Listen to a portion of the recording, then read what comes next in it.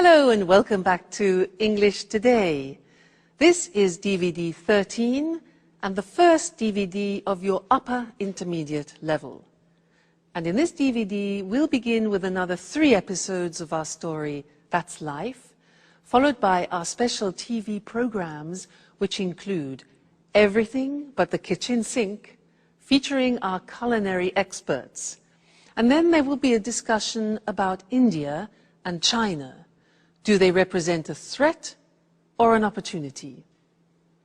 Then, in the grammar section, we'll be studying more about the present perfect and the present perfect continuous tenses. And then we'll learn about the gerund and the infinitive. And we'll also study the first conditional. All right? So, I hope you enjoy yourselves.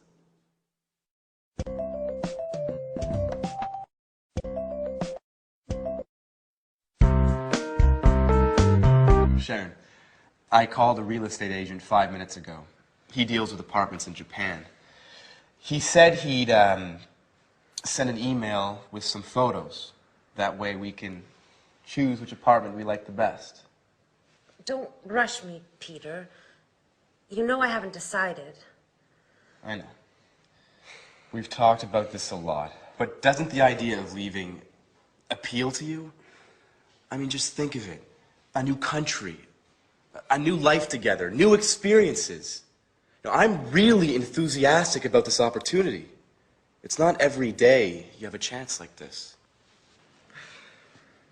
Well, I've wanted to make changes in my life for a long time, but these changes seem so, well, so overwhelming. There, I said it. I've never been to Asia, and I'm frightened of going there to live. But I told you that Alice has been there. She went to Japan in 1995. She says it's a fascinating country. It's antique and modern at the same time. It's full of interesting traditions and new innovations. I know. I've read a number of books. Last night, I finished reading Japan in the 21st Century. I admit, I'm curious about it all. You see, just remember, you were afraid when we came to London, but you've adjusted well. We've been here a year and a half, and you haven't once complained. I take that back. You complained once last week. Come on, Peter, stop joking around. You're right, I've made great friends. That's why I'm so hesitant to go. I know. I'm also sad at the idea of leaving everyone. But... Hey, Jack. How long have you been in here? A couple of minutes. Excuse me, I didn't mean to spy. But you were so involved in your discussion. So you've heard that she still hasn't decided, even if she's going to decide soon. In fact, we were just talking about which apartment to choose. Well, don't rush it, Peter. Decisions about major changes take time. So whose side are you on? I need to get going. I took my watch to be repaired 2 weeks ago, and I still haven't picked it up. Sooner or later, they're going to put it up for sale. Bye. Jack, I'm leaving her in your hands. Please try and convince her.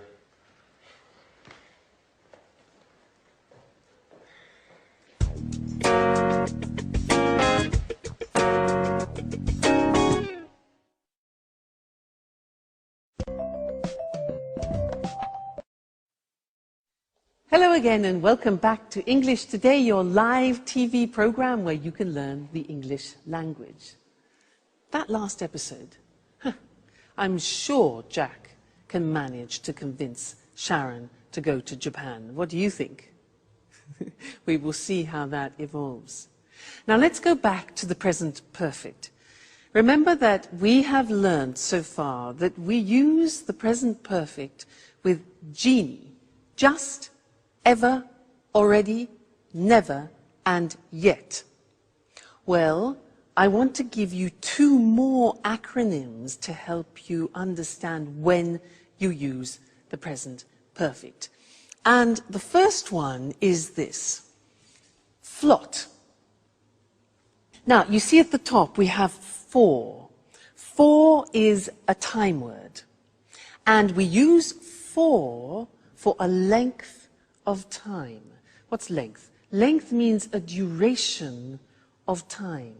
So if you want to say 10 years, for example, you would say, I have lived in France for 10 years. For 10 years, a duration of time. Or, for example, 5 minutes. I have worked here for 5 minutes. Okay, so for we use for a length or a duration of time. That's flot. F-L-O-T, flot. Now, let's look at the second one, spot. Now, spot starts with the word since. Since is a word that we use when we're talking about an exact point of time. So, let me give you an example. If I say 5 o'clock, that is an exact point of time. So, you could say, I have been here since 5 o'clock. Or for a year, you can say 1973, since 1973. So these two words are very important, for and since. Flot, spot. For a length of time, and since for a point of time. Now let's do a little exercise to help you with that. I will say something like 2 days. You must decide whether to use for or whether to use since. Okay? So, 2 days. Is it a length of time or a point in time? Length. So, for 2 days. I have been here for 2 days. Another example. Thursday. Thursday's a point of time, so since Thursday. Great. For a long time. A long time. Exactly, that is a duration, it's a length, so it's for. I gave you the answer. Another one, December. Good, it's a point, so since December, very good. This one, weeks. Very good, 4 weeks. Okay, fine. Let's think of another one. 2001. Okay, that's a point of time, so since 2001. Those are some examples. Let's go to the screen now, and I'll show them to you in a written form. That way you can memorize them and fix them, okay? So, flot and spot. There we have it. For a length of time, flot. So this is to express duration. The examples, I've lived here for 10 years. Then, he's known her for ages. Now, for ages means for a long time, okay? Then we had spot, which is since, and we use it for a point of time. The examples, she's worked there since the 7th of June. Point of time, that's a date. And they've been here since 1978, a year. Okay, so flot and spot. Now, the interesting thing is that when we ask questions about that, we use the word how long.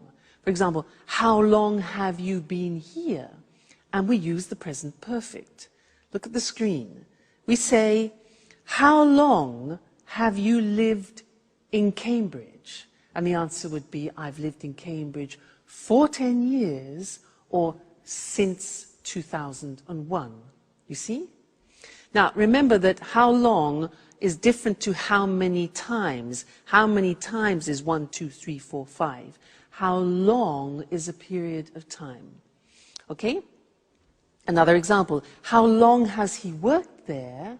Answers. He's worked there for 10 years, or he's worked there since 1973. All right? Now, just look at the examples we practiced. We have for 2 days, for ages, 4 weeks, for a long time, duration, then since Friday, since 5 o'clock, since 2001, since I was young, and since December. Great. Okay, so there we have it. We have genie, just, ever, already, never, yet. We have flot and spot, which is for and since. This is when we use the present perfect. Great. Now, let's go back and see if Jack has managed to convince Sharon to go to Japan. Okay? Bye.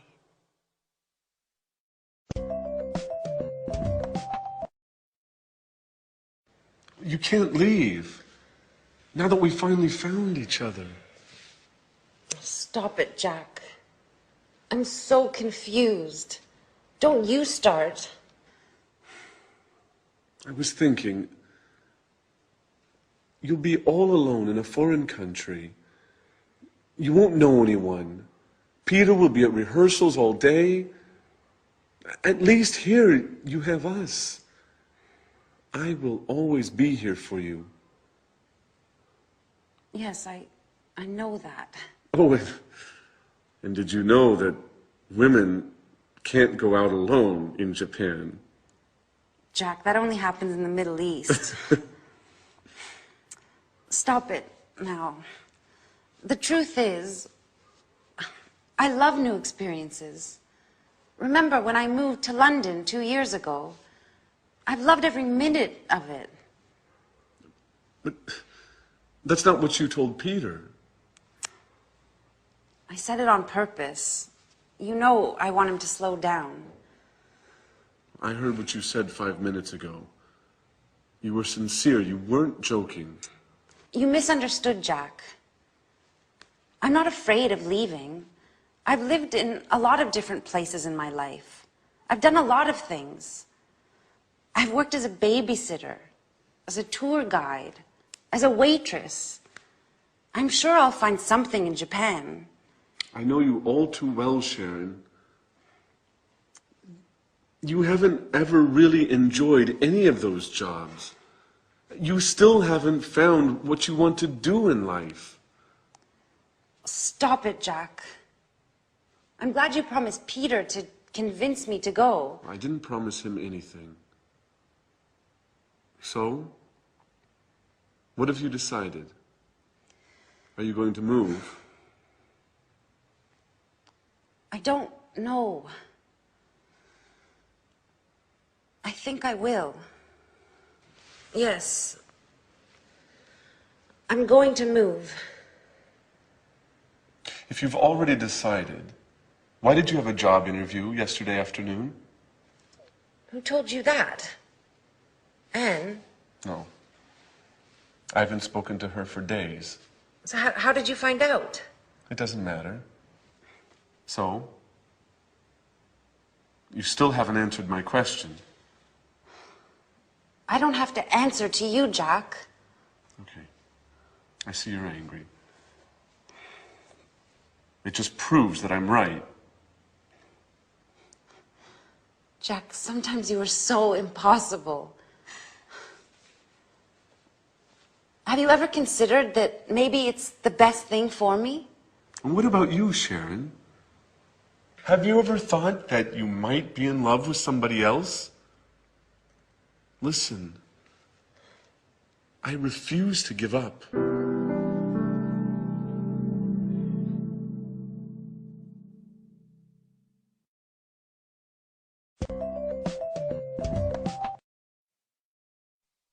Love is difficult, isn't it? I know something about that. But so is the simple past and the present perfect. And in fact, this is an important lesson because one of the most difficult things in the English language is to decide when to use the simple past and when to use the present perfect. I hear a lot of people making mistakes about this. When do we say I went and when do we say I have gone? Well, remember, up until now, I've tried to help you with these acronyms, you remember? Oilway and Genie. And I really do think they'll help you. Now, do you remember, Oilway was for the simple past. We use the simple past with on, in, last, when, ago, and yesterday. Okay? And we use the present perfect with just, ever, already, never, and yet. Be careful. There are two A's. This is already, this is ago. Okay, so be careful there. So, when you are speaking English, you have to make these choices. What do I use? Simple past or present perfect? And it depends on what time reference or time word you are using in the sentence. That is the most important thing, okay? Which one of these acronyms? Let me give you an example. We'll take a simple verb like I go. Now, if you want to use already in the sentence, what do we use? Do we use present perfect or simple past? Already is part of genie, just, ever, already, never, yet. So you need the present perfect. And you say, I have already gone. Now, if you want to use last week, where is it? L, last, simple past. So you say, I went last week. Now, you try. I want to use just. Which one? Genie, just. So we say, I have just gone. Present perfect. Okay, next one. I want to use yet. Now be careful, there are two Y's. This one is yet, this one is yesterday. Be careful. So, yet is negative, do you remember? It's present perfect, and the yet is at the end of the sentence. So, I haven't gone yet. All right? That's more difficult. Yet. So that's an exception. Next one. When? When? Okay, simple past. For a question, very often, when did you go? Next one. Never. Right? I have never gone. Present perfect. Fabulous. 2 days ago. Now this is already and that is ago. So, I went 2 days ago. Great, you're getting the hang of it. On. Yes, so I went on Friday, for example. Yesterday. I went yesterday. And the last one, in. Yeah, good. I went in June or in September. Fantastic. So that's it. Okay? When you are deciding whether to use the simple past or present perfect, think of the time words. And let's look at that on the screen, just to remind you once more, because this is difficult. So, oil way is for specified time. On, in, last, when, ago, yesterday. I saw him on Friday. We went there in 1988. She came last week. When did you visit them? Question form. I visited them 2 weeks ago. I saw him yesterday. On, in, last, when, ago, yesterday. Then genie for unspecified time, indefinite time, just, ever, already, never, yet. Examples, I have just seen him. Have you ever been to America? They've already eaten. He's never learnt. And have you met them yet? Okay, yet at the end. So please try and memorize these. Oil way, genie, and think about it when you have to decide between simple past and present perfect. All right? Good luck, and I'll see you again soon. Bye.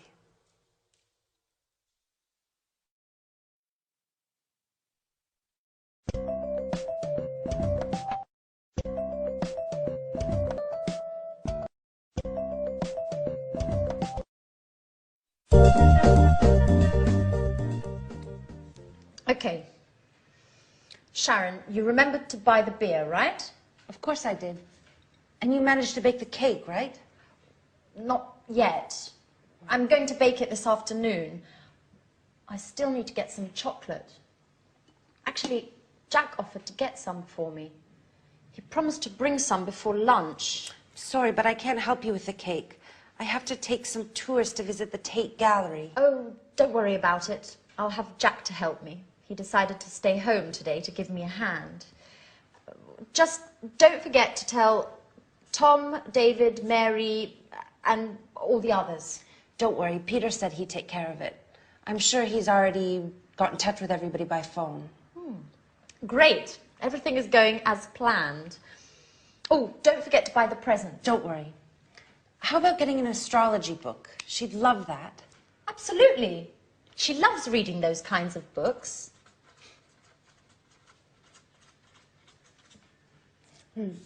I hope I can get it before I go to work. By the way, have you heard anything from Mr. Dubois? Well, he told me he expected to come, but couldn't confirm. Well, you know how it is being so busy and everything. It's hard for him to give a definite answer one way or the other. I imagine being a stage director is difficult. Alice would be so happy if he comes. Yes, she will. Anyway, Mum's the word. If you say anything, it won't be a surprise. Hey everyone, what are you up to? Oh, nothing important. Oh, I almost forgot. Happy birthday, Alice. So, what have you arranged to do this evening? Well, I considered celebrating with you guys. I mean, if you want to. Oh, I'm really sorry, but well, Jack has arranged to eat out this evening with his colleagues, and he can't put it off now. And, well, I agreed to correct some reports. Oh, I see. What about you, Sharon?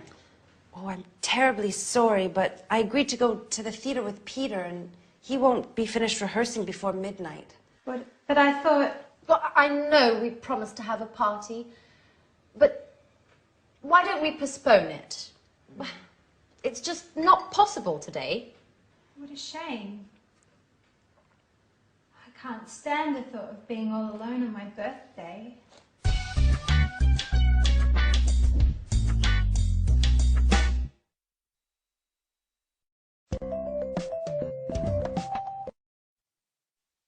Hello again. She really believed them, didn't she? Great actors.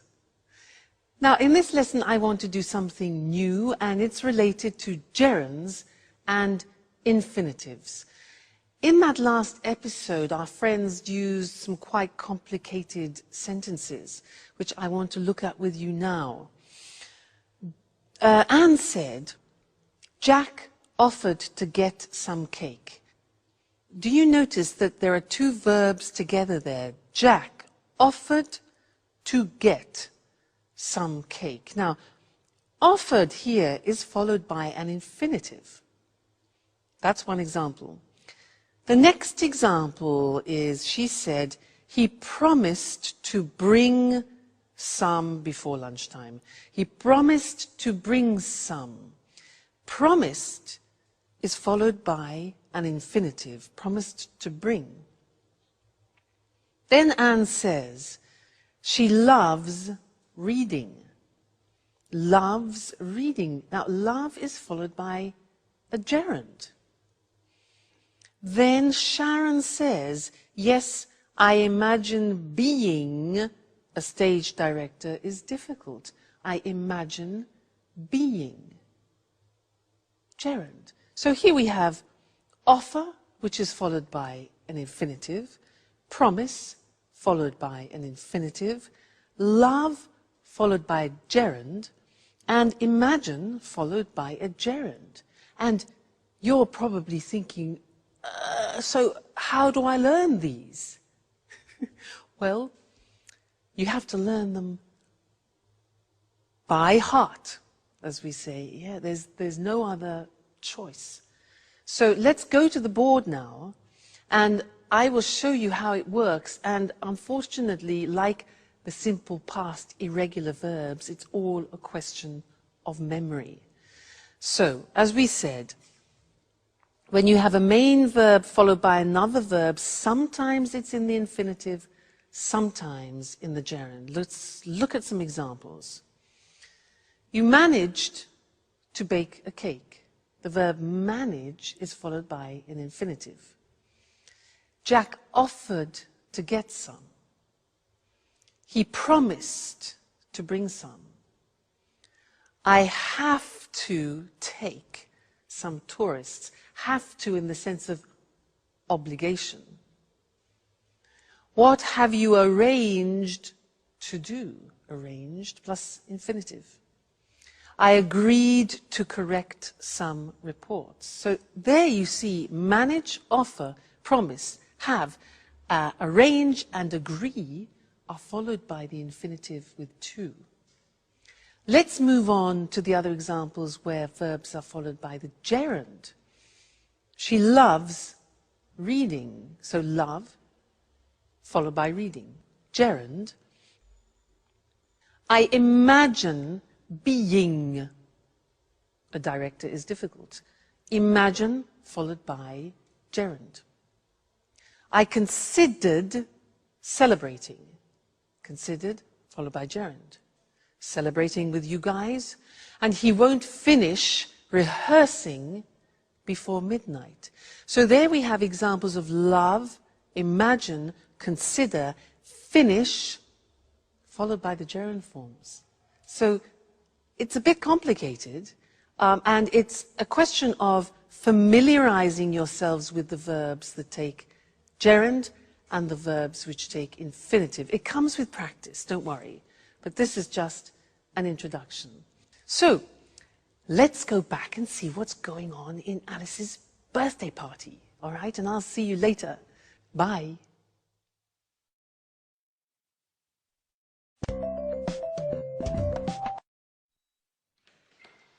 Hey, is anybody home? Oh. That's right, I forgot. Everyone's busy this evening. What a shame. I resent having to spend my birthday all alone. Hey, what's happening here? Surprise! Happy birthday to you. Happy birthday to you. Happy birthday, dear Alice. Happy birthday to you. Oh, I'm so happy. I didn't expect to find anybody here. I thought I had to spend my birthday all by myself. Oh, did you really think we would forget to celebrate your birthday? Well, yes. You played quite a trick on me. And you fell for it. Come on, everyone. A toast to Alice. Oh, wait. Before we make a toast, we have another surprise. Another surprise! Daddy!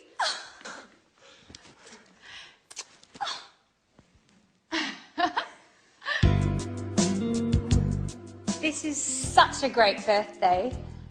How did they talk you into coming? Alice, dear, how could I miss your birthday? Work is important, sure, but nothing is more important than my dear, sweet, only, lovable, adorable little girl. Dad, if you talk like that, you'll make me blush in front of everybody. Listen, I know I wasn't always there for you and that I've made a lot of mistakes, but I want to catch up. Things change. I've got a suggestion for you. Do you want to come and work with me? Really? With you? What would I do? You can write scenes for my films. You've always had artistic flair. I'll teach you the tricks of the trade. You'll learn how to write convincing scenes in no time at all. That way, we'll always be together, if you want. I don't know what to say. I gave up wanting to spend time with you. You don't have to decide to do anything now. Let's celebrate your birthday. Let's toast. Cheers, Alice. Thank you so much, Daddy. This is the best birthday of my entire life.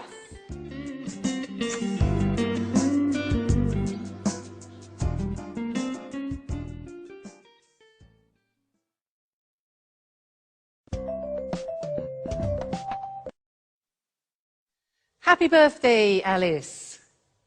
Did you hear what her father said? He said, if you work with me, I'll teach you the tricks. Now that's an opportunity, not only for Alice, but also for us, because he used a grammatical form that I want to teach you now. If you work with me, I'll teach you the tricks. And that in English is a conditional form, the first conditional. If I work, if plus the simple present, I will teach, followed by the future will. So to illustrate this a little bit better, I want to talk to you about what is almost a religion in England, making tea. Now, every household in England has one of these, this. Do you know what this is called? It's for water, to heat, to boil water. In English, we call it a kettle. Every English household has a kettle. We have all sorts of different models as well. And I can assure you, if you buy a kettle, you will never regret it. Why? Look at this. It's very light, plastic, and it's very fast. So, if you fill this kettle to about here, it's 1.5 liters. And then, here's the plug. If you plug the kettle in, the water, 1.5 liters, will boil in 3 minutes. Incredible. So, 1.5 liters, if you boil 1.5 liters, then it will be ready in 3 minutes, okay? The other good thing is that if you want to carry the water to another place, look, take it off the element, and it's portable. Now, there's one thing to remember. Inside, sometimes it gets a bit dirty. You have a special liquid to clean it. Because if you don't clean it, then it'll change the taste, or it might change the taste of the tea. Okay, so that's important. So, a kettle. If you buy this, I can assure you, you will never regret it. Okay, now, I was using some conditional sentences there, and I want to go to the screen now to look at those more carefully. It was the first conditional, using if, all right? And this is used to describe real possibilities. So, look at this. If you work with me, this is Alice's father, I'll teach you all the tricks. So we have if, then the present tense, and then will and the infinitive, which is probably different to your own language, so be careful about that. The other example, if you use a kettle, you'll make tea faster. So present tense, future with will. If you use a kettle, you'll make tea faster. If you don't clean it, the tea won't taste good. You see the negatives there? If we don't, negative of the present, the tea won't, negative of will, taste good. Now, we can sometimes change the second part. Look at the next example. If her father offers her a job, she might accept it. Now, using might gives the idea of uncertainty, but that's fine to use in the first conditional. The other example, if he accepts the job, if he accepts the job, he might move, go to Japan. All right, so you can also use might. If you stay with me in English today, you will learn the English language. All right? Great. Well, I'll see you again in the next lesson. Bye.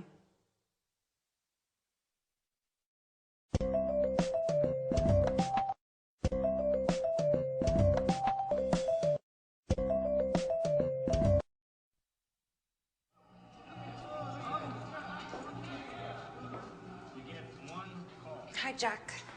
Is Anne home? No, she hasn't arrived yet. I've been waiting for her for over an hour. I think she's been shopping. What's the matter? You don't look too well. Nothing, really. Don't lie to me. I've known you for 10 years. Listen, Jack, I really don't want to speak about it, okay? No, it's not okay.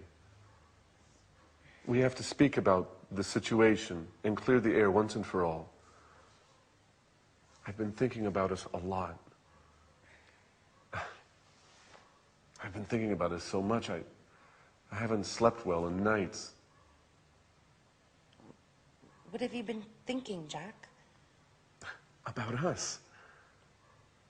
You're leaving for Japan. I've told you before, and I'll tell you again, Sharon, it's crazy. You can't leave now when we know how we feel. Jack, you're repeating yourself. That's right. And I'll continue repeating myself until you accept the truth. We're made for each other. Stop it. You're embarrassing me. Sharon, listen. I haven't stopped loving you. And I know you feel the same about me. That's it. I said stop it and I meant it. Look, you've made me cry. And anyhow, how do our feelings change anything? How do they change anything? They change everything. You must tell Peter immediately about everything. Tell him you won't go.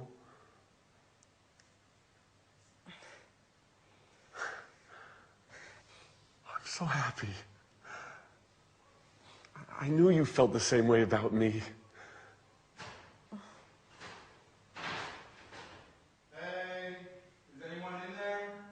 Oh my God, it's Peter. He can't see me like this. Stay calm. Maybe it's time we tell him everything. Is anybody in there? Hello?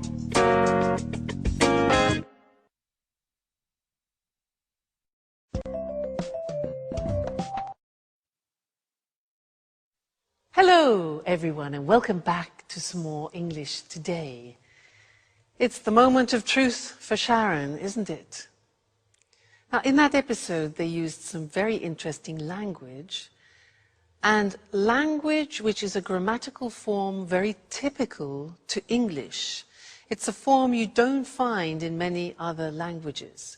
Let me give you some examples. Jack said, "I've been waiting for her for over an hour. I've been waiting for her. She's been shopping. She's been shopping." And Jack also said, "I've been thinking a lot about us," remember? She said, "What have you been thinking, Jack?" Now that's the form that I want to look at with you now, because as I said, it's very unusual and particular to the English language. So, London Bridge, the Tower Bridge. Now that's a useful image because in fact, this grammatical form is about bridging two different forms. It's about bridging the present perfect has been or have been with the present continuous form, for example, I am working. Now, you put those together, mix them all up, ding, bingo, you get the present perfect continuous. You see, the taxi joins the two together. That's great. I'll give you an example. I have been teaching for years. Now, what does that mean? It means that I started it in the past, this action, and I am still continuing it now. So, I started in the past, have been, and I'm continuing now the continuous. I have been teaching English for years. Okay, let me give you another example. Yoga. I started yoga 5 years ago. I'm still doing yoga now. So I say, I have been doing yoga for many years. I have been doing yoga for many years. Okay, so that is this interesting mixture of present perfect and the present continuous. Okay? So, I think in order to understand it a little better, we should go to the screen so that you can see it in the written form. I remind you, it's a tense that you find in particular in the English language, not in other languages. So, here we have it. Sharon has been working as a tour guide for many months. So, an action starting in the past, continuing now. He's been working here for 5 years. He's been stands for he has been working here. They've been playing tennis since May. Okay? That's the positive form.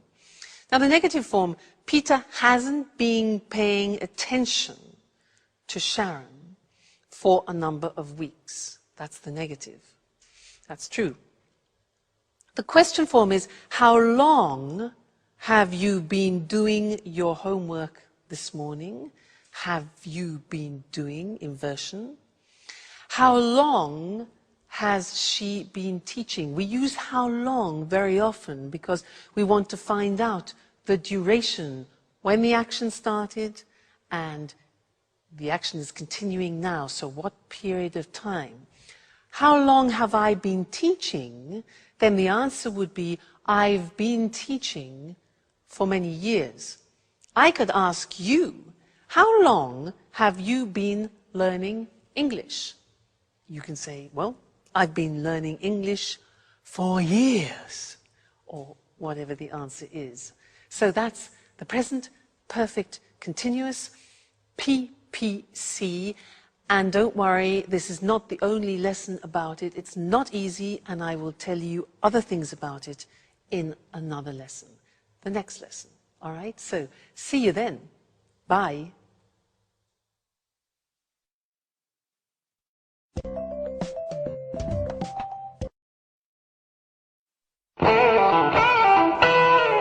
Jack? Sharon? What are you doing here? I've been looking for you for half an hour. Hey, what's the matter? You've been crying. Are you going to explain to me what's going on or not? Peter, listen, calm down. I'm not going to calm down. I want answers, and I want them now. What's going on here? That's what I'd like to know. Jack and Sharon have been here for who knows how long, and who knows what they've been doing. Hey, Jack, it's time you tell me what's up. I'm going to get really mad if I don't get some answers. Okay, stop. Stop! You're acting like little children. Come on, Jack. Let's leave Peter and Sharon alone. They need to talk, and we need to go shopping.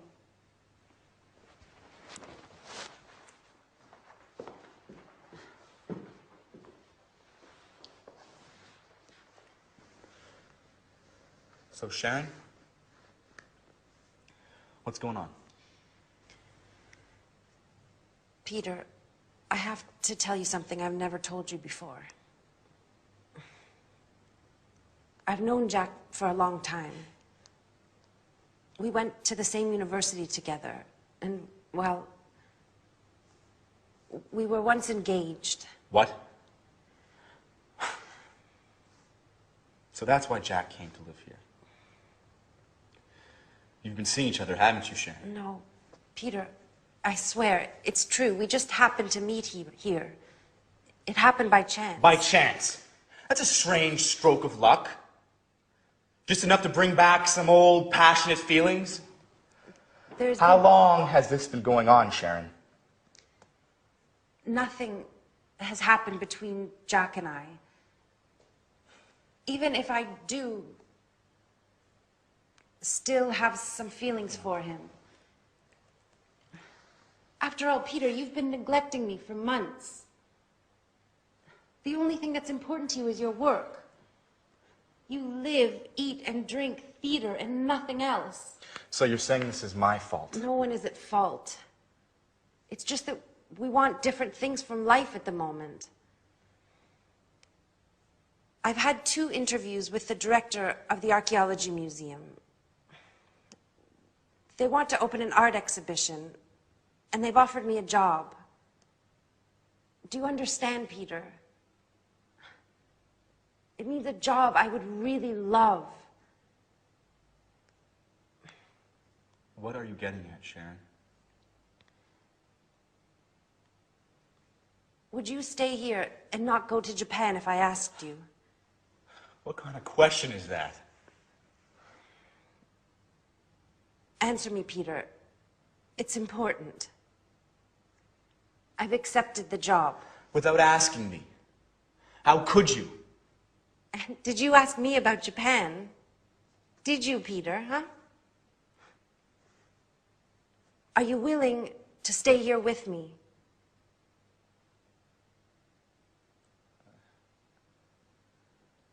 I can't, Sharon. This is my big chance. You see, Peter, I'm right. Nothing is more important to you than your success.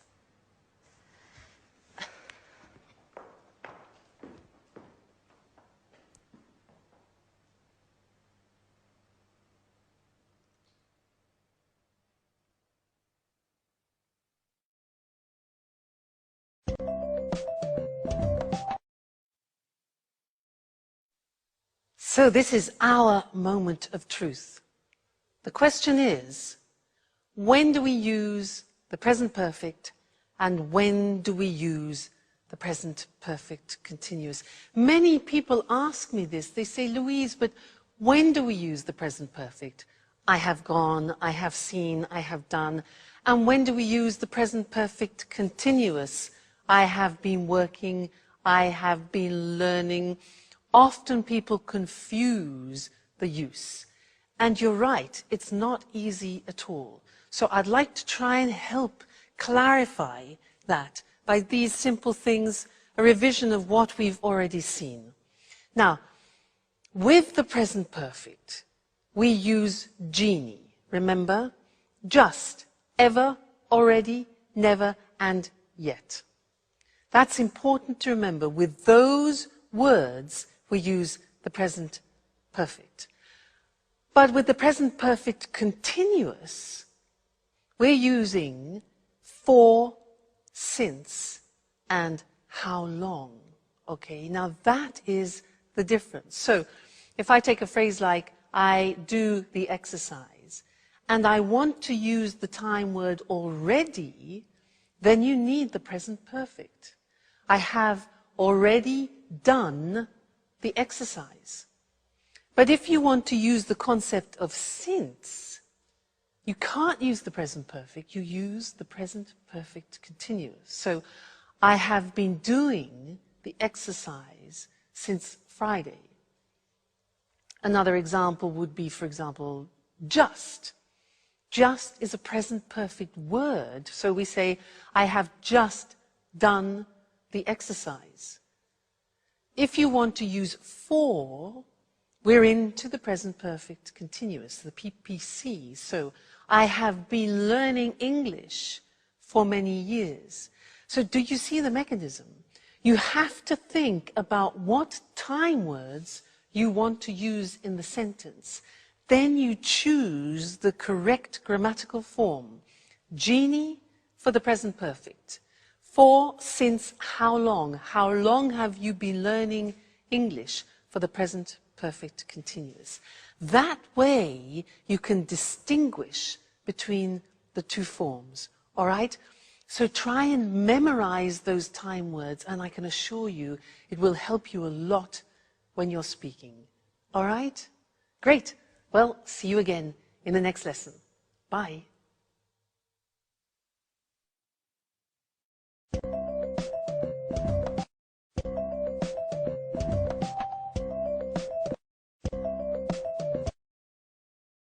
Welcome to Cooking Today. We're delighted to be back in Lisa French's home again. Lisa, we've had so many calls since our last program. I'm glad to hear it. Well, now let's see. Here, Sally from Manchester is getting married in June and has always dreamt of having a well-equipped modern kitchen just like the ones in the movies. How can we help her? Well, to begin with, a kitchen environment should be well lit and have ample surfaces to work on. Also, plenty of drawer space is necessary for storage of food items and utensils. I know what you mean. I have to contend with a small kitchen that has neither light nor enough drawer space. That's why I go out to restaurants. You don't need a king-size kitchen to enjoy cooking in it. What's important is organisation and having things at hand. What are the main appliances newlyweds should have? Well, obviously, a hob, an oven, and a fridge are absolutely essential. Today, many people can't survive without a dishwasher. I'm one of those people. I really hate doing dishes. So do I. Getting back to the subject, I'd like to show our viewers some optional appliances. Although they're not strictly necessary, they often come in handy in large families or when entertaining guests frequently. One is the grill. Another is a deep fryer for large quantities of chips and other tidbits. That's not the appliance for me. I love healthy cooking. In that case, you need a steamer oven like this one. In the US, it's hard to find a kitchen without a microwave. Microwaves are quite useful, especially for busy people. Other appliances, which are also common in the US, are water and ice dispensers, like this one. Well, everybody seems to have a food processor these days. Why is a food processor so useful? Well, a food processor is a great boon, since it's a real space and time saver. It has many different functions. It can mince meat, grate cheese and vegetables, make breadcrumbs, pulp tomatoes, fruit, and so on. So what else can you show us? An electric beater like this can be used for whisking eggs, as well as making mayonnaise. Other kitchen aids are scales and measuring utensils. Careful weighing and measuring are fundamental for successful cooking, since recipes are generally in kilos and grams. All right. There are a lot of other things that we could talk about, but unfortunately our time is up. Lisa, once again, it's been great being here. Thank you for your help. You're welcome.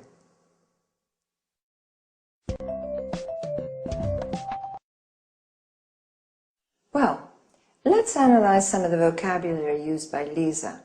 Talking about the appliances for cooking, she spoke about a hob, or U.S. stove, where you cook food, an oven where you roast or bake food, a grill where food is cooked by strong direct heat. As we saw, the following machines can be optional: a deep fryer in which you fry food, a steamer oven where you can cook food in steam rather than water, a microwave where food is cooked by electromagnetic radiation. Then she referred to items where food can be stored, like a fridge, originally refrigerator. The section with frozen food is called a freezer. The section of the fridge which produces cold water and ice is called a water or ice dispenser. Lisa also said drawers are important. You need them to keep utensils, cutlery, and so on. A dishwasher is a machine for washing dishes, cutlery, glasses, and so on. Other small appliances are a food processor, a machine which can ground, mince, or chop food, an electric beater where you mix, whip, or whisk food, scales or measuring utensils used for measuring food, weight, or liquids. Then Lisa used some culinary terms, such as mince, that is chopping meat into very small pieces. Notice that mincemeat is a mixture of dried fruit. Cheese and carrots can be grated, that is, finely shredded. Or we can say pulp, which means crushing fruit into a soft paste. Pulp is also the soft inner part of fruit. Another useful verb is beat. That is mixing eggs, cream, butter, using a fork or a whisk. That's enough for today. See you again. Bye.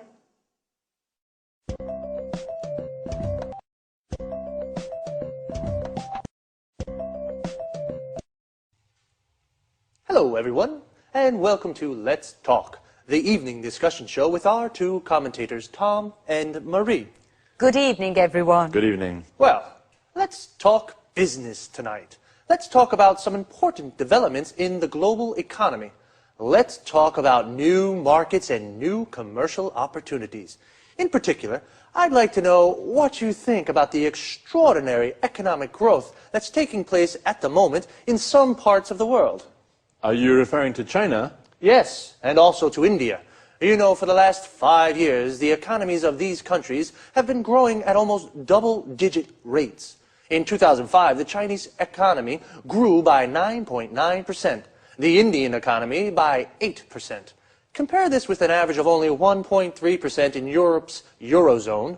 How do you see these developments? Is this enormous economic growth an opportunity or a threat for European producers? Well, I'm rather concerned about it, and I believe that many European industrialists are concerned too.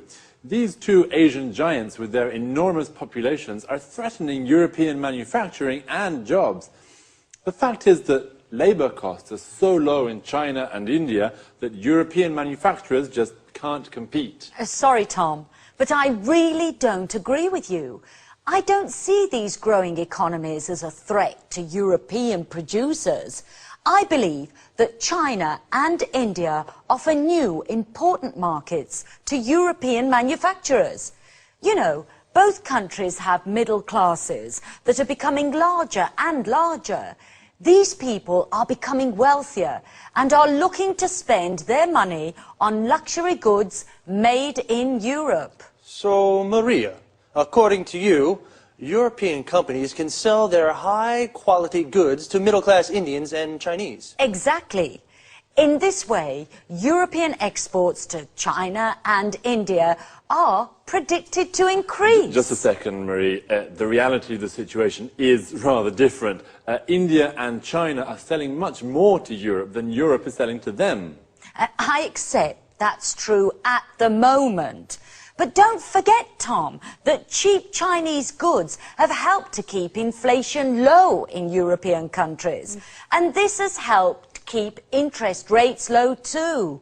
So, consumers have been able to save money and spend this money on other things. Well, I agree with you that European consumers and industrialists have benefited from trade with China. Of course. What's more, today, more and more European companies are building factories in China or are having their goods produced there. Exactly. That's the problem, Marie. European industrialists are deciding to have their goods produced in these countries because labour costs are lower. If we continue like this, lots of factories in Europe will close and the number of unemployed will rise. Well, I can certainly see that you have different opinions on these issues. I think you're both right. Like most things in life, economic growth in China and India has its good and bad points. It can either offer commercial opportunities to some European producers, but it can also pose a threat to other sectors of European manufacturing. Okay, let's say goodbye to Tom and Marie.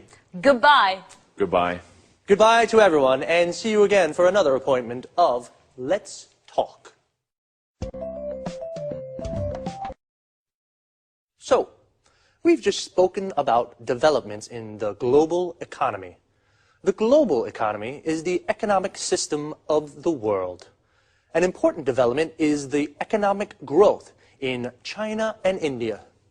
Economic growth is the development of an economy. The Indian economy grows by 8%. Notice the use of by. The Chinese economy grew by 9.9%. Here, notice also how we say 9.9. Is this economic growth threatening to European producers? A threat is a danger, and the verb to threaten means to put in danger. One opinion is that the economic growth of India and China is threatening European producers. Producers are companies that make products. Another word for producer is manufacturer. Why is it a threat? Because there are low labor costs in India and China. Labor costs are how much a company pays its workers to produce something. The number of unemployed will increase in Europe. This is the number of people without a job. We say someone is unemployed when they don't have a job. Another opinion is that it isn't a threat. Actually, it's creating new commercial opportunities for European manufacturers.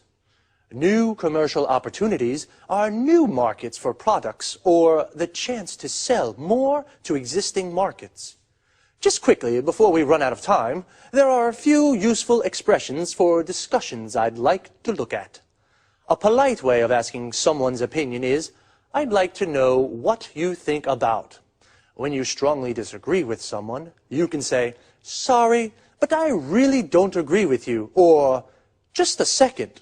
But if, on the other hand, you agree, you can say, I accept that's true, or I agree with that. Well, that's all the time we have for this time. See you soon.